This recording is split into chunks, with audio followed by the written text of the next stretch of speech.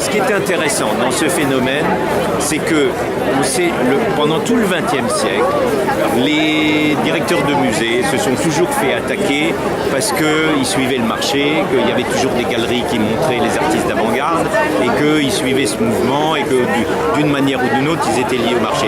Et c'est vrai, on ne peut pas dire l'inverse, n'est-ce pas, avec les conflits d'intérêts que ça applique, etc.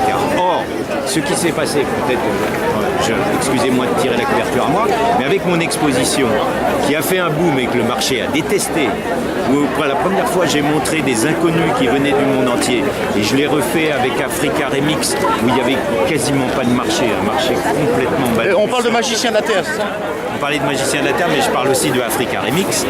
Il y a une possibilité aujourd'hui pour des acteurs culturels, pour des directeurs de musées, de faire des expositions qui ne dépendent pas du marché. Et ils ont la capacité de le faire et les médias suivent, si vous voulez. Et ça, c'est quand même quelque chose de nouveau.